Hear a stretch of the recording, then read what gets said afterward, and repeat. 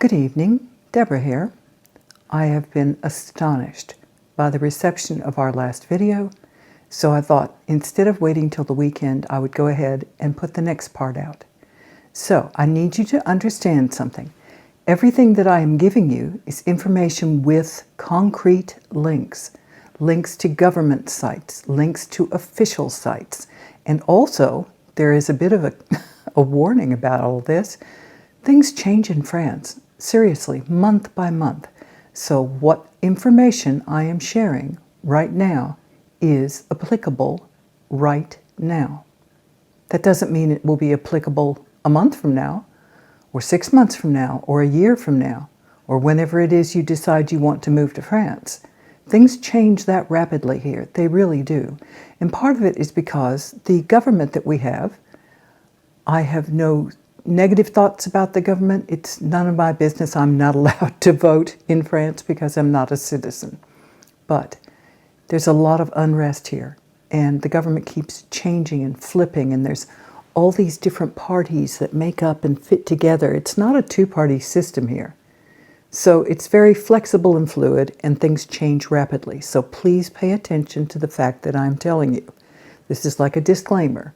The facts that I'm giving you and the links that I am giving you are valid at present.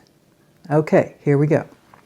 Now, I have my computer over here. I typed out notes. I've gotten so many questions from all of you. So here we go. Okay. There will be extensive links in the show notes. What I'll do is I'll probably get this up first and then go back and add the links. How can we find out what health conditions are disqualifying? All right. When you have your health exam to get your visa, they will find out between your examination, your questionnaire, and you have to give truthful answers. Here are the diseases that will disqualify you. Tuberculosis, cholera, any version of the plague, and that includes any of those plague-like diseases that you can get in South America, Asia, or Africa. Smallpox, typhus, diphtheria, or long-term, unstable psychiatric issues that might make you a danger to the public sense of order in France. Some parts of France will still ask for a chest x-ray to verify whether or not you've had TB. Some don't. It depends on where you get your exam. If you get it on the other side before you get here, or if you're required to get it once you are here. There was an article in NPR today that was very specific about the kinds of damage that TB is starting to happen again. It's increasingly, it's rising. It's amazing. You don't think these things will come back to that extent. And they said that one sick person who is untreated can infect 15 to 20 people a year. And the costs can go up to $400,000 to treat one person. The French government is in crisis right now, and the EU is fussing at them about how much money they spend every year. They're over the budget constantly. They cannot afford to absorb the costs for someone else's medical treatment. So if you have any of the diseases that I mentioned, and they will be in the show notes, I am going to include all the links to the official status. There was a document that was processed in the 1950s, then it was amended in the 1960s, and then there was the latest update. OFII, Office for French Immigration and Integration. That's who takes care of your exams, your interviews, all of those kind of things. Now, it's out-processed through other countries or companies. It is so confusing, really. So, OFII will tell you, their doctor that is assigned to you will tell you if you meet the qualifications or not to live here. I was specifically asked by 2 different people, are we disqualified if we have cancer? No, you are not. France is very generous about taking care of people who need cancer treatment. And another woman asked, am I disqualified if I have an immune system disorder? No. Again, France is very generous and kind about accepting people with immune system disorders. They don't consider, for some reason, immune system disorders to be something that is going to, ruin the healthcare system. So be grateful for that. It's a lovely place. And I'm really sorry that this myth continues to be perpetuated that healthcare in France is free. It is not free. It is absolutely not free. All right, next. They will have a blood test and you will receive a written report from the doctor who does your exam. You will receive an official report from OFII telling us if you have been deemed suitable to move to France. Okay, residency. Why was it easier for us to move here than it is for all of you? I told you last night we had a pre-existing relationship with France because we had lived here before and we had had carte de séjour, which is your residency card. It's not just that. Mark is a British citizen. He was born in England, even though he grew up in New Zealand and Australia, and he sounds Australian, and I'm an Australian citizen. That's not why we got to live here. When Brexit came about, the UK and the French government negotiated a contract, so to speak, that we would be allowed to live here without jumping through all the hoops that you are jumping through. So we got a card that looks similar to, almost identical to what you will get, and it's called a WARP card, W-A-R-P, Withdrawal Agreement Residency Permit. That has been a lifeline for us for being able to live here. So we didn't have to, prove all of our income. We did have to have insurance, health insurance for the first year, but that didn't last for long because once we'd been here for more than a few months, we got our green card, our health care card. So now, are people ever refused a visa? Was one of the questions one of you asked. Yes, they are.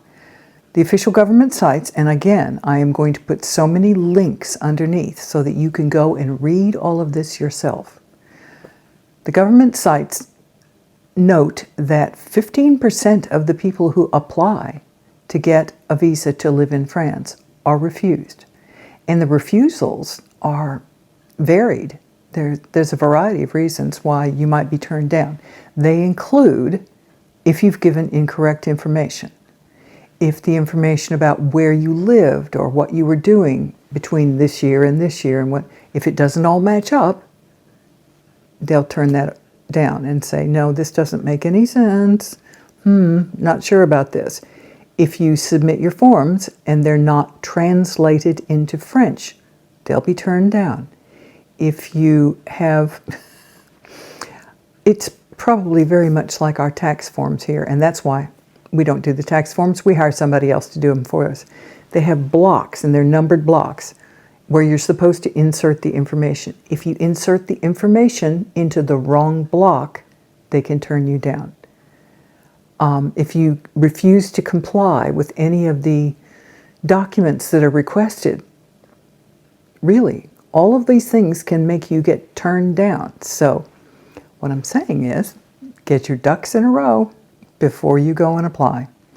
And we'll briefly discuss the companies that set up your visas for you, but not right now. All right. Someone asked about language requirements, and if she's over 65, does she qualify to not have to take the language test?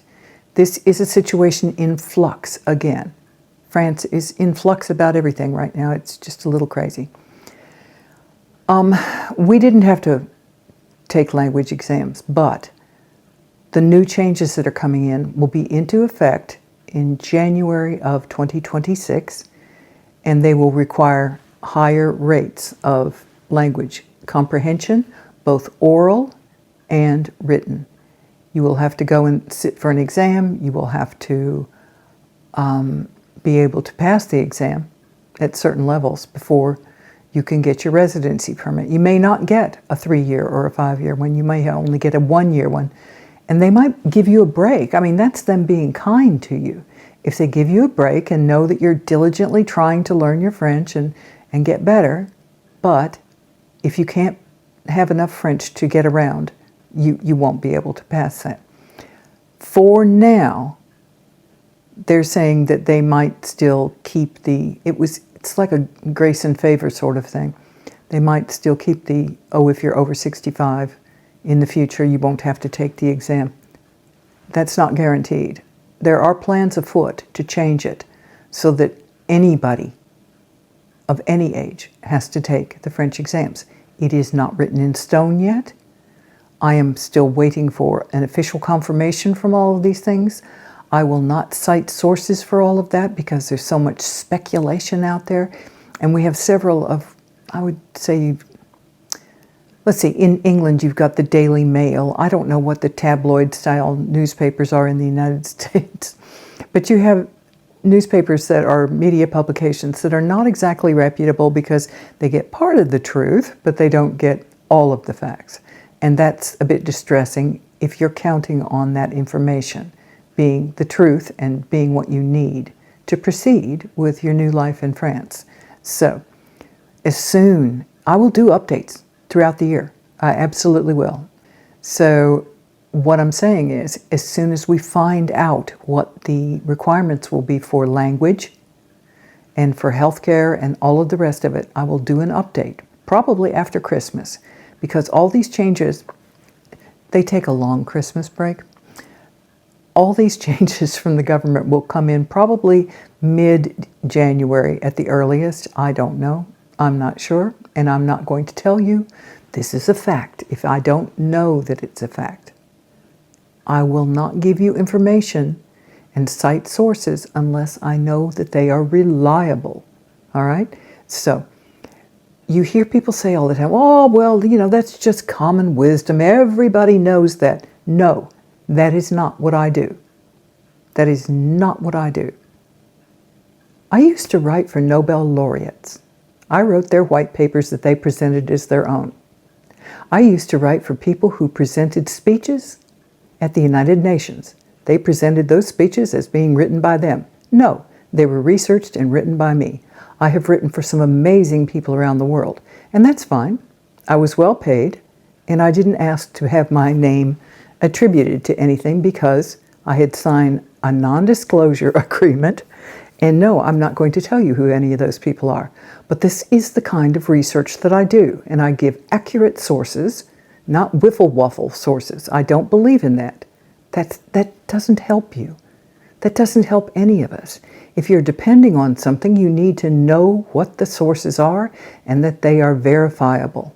So, every time I need to do an update for you, I will do it with verifiable sources because the French government has locked it in and it's now firm policy. Now, having said that, the firm policies change here too.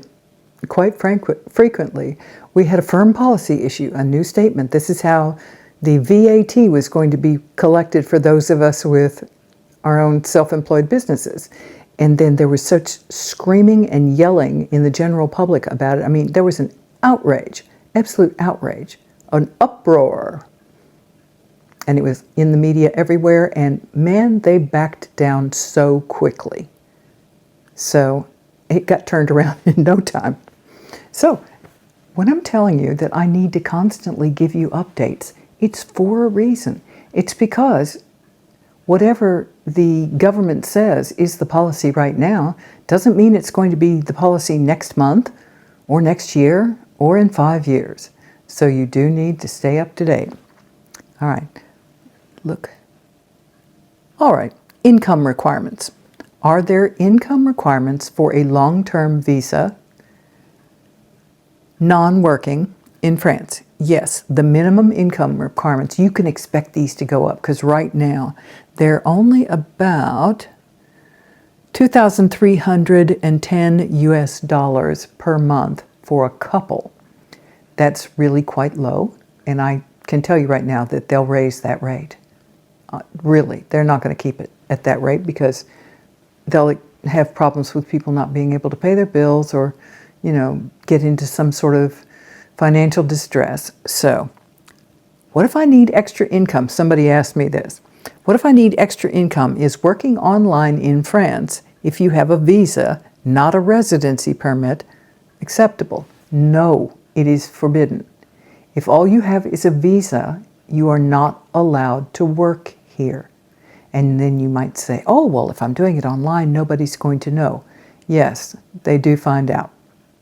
They do find out. And that's one of the reasons why they do lead people kindly to the door and say, you signed an agreement integrating into France and you agreed to our rules and now you've broken our rules, so bye-bye. So what I'm going to say is, don't try and skirt the law in France. Really don't. I know there's lots of people who think that's very clever. It's not clever. All you have to do is go back to the agency that issues your visa once you live here and say, I would like a working visa.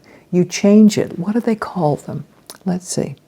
They're called a self-employed visa, a freelancer visa, or a talent residence permit. And they are divided into these classifications depending on what you do for a living.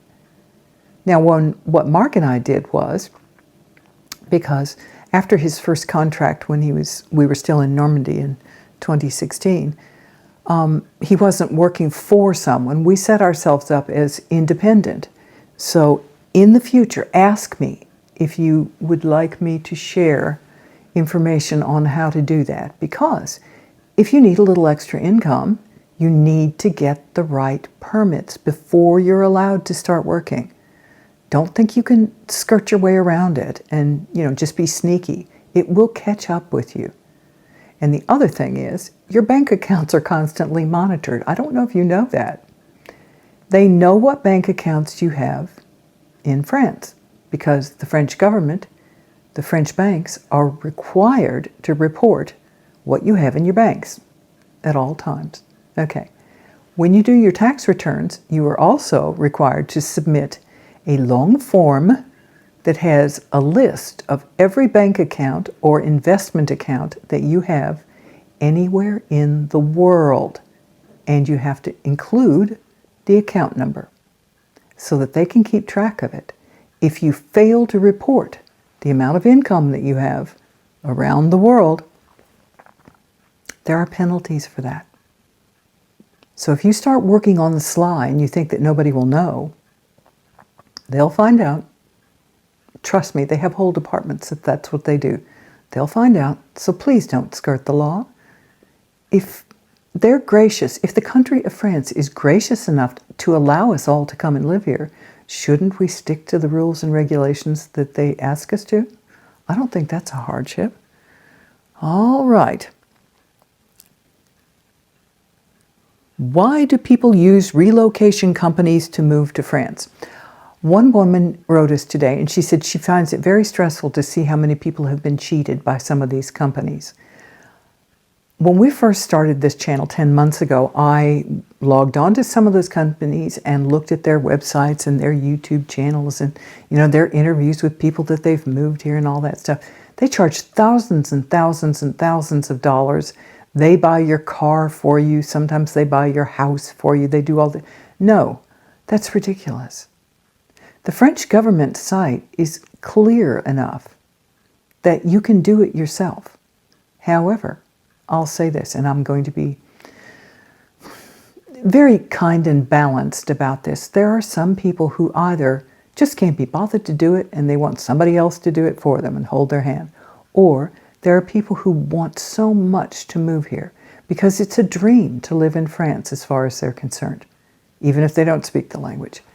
And they need more gentle caring and holding their hand and, they need help that way. You have to be kind. You don't know what people's personal circumstances are. I know of several people who have moved here after their husband has died. And they always dreamed of it. And their husband said, no, don't be silly. We're not moving someplace like France. And they came over here all alone and started again. So we need to be generous enough to understand that everyone has their reasons for using those relocation companies. I would never do that. But that doesn't mean somebody else doesn't have the right to do that. So, personal choice. Let's see. Citizenship. There are some questions about this, and I cannot give you a firm link right now because this is, again, an area that's in flux. But for right now, what's happening with citizenship is if all of your money to live on, if your income source is from the United States, other places around the world that are not in the EU,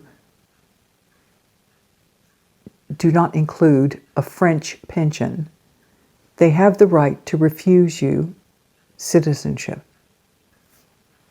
Not retirement visas yet, but citizenship is being, and it's very funny because it's not being across the board. It's not being enacted equally from one side of France to the other.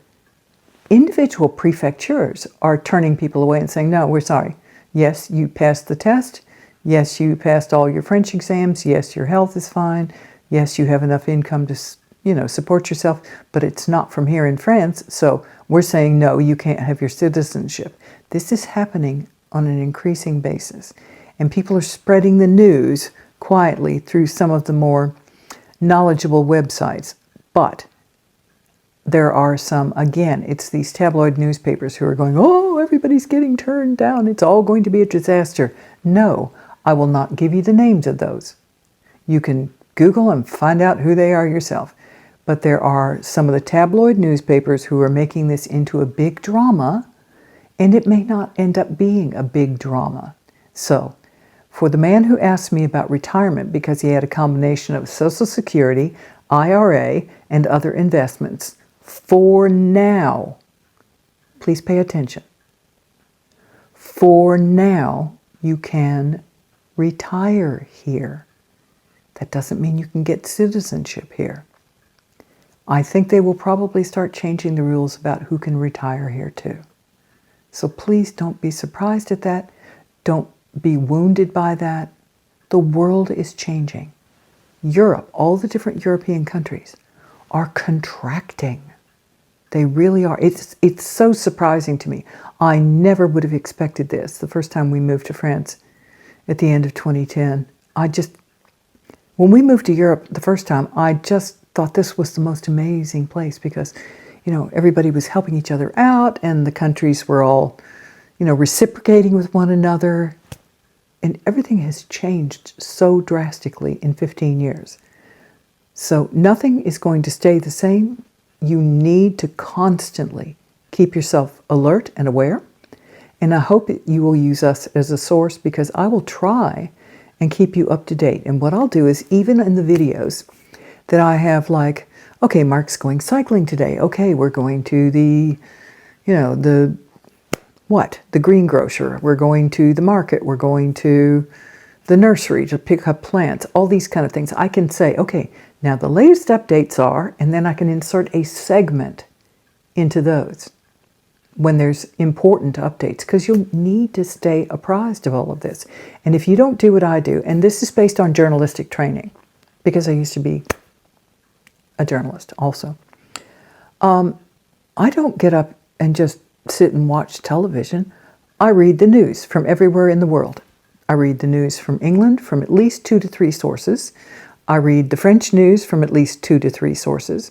I read one newspaper in the United Kingdom, in Australia. I read one Canadian newspaper. The only thing I read in the United States is NPR now, because so many of them have been bought out by the billionaires. And I'm sorry, I'm not reading biased news that favors Trump. I read around the world. I literally scoop it all up, like the wire services. And then I know what's important to follow and what's not important to follow. And I can see patterns. And I've always been able to do this, even when it was print newspaper.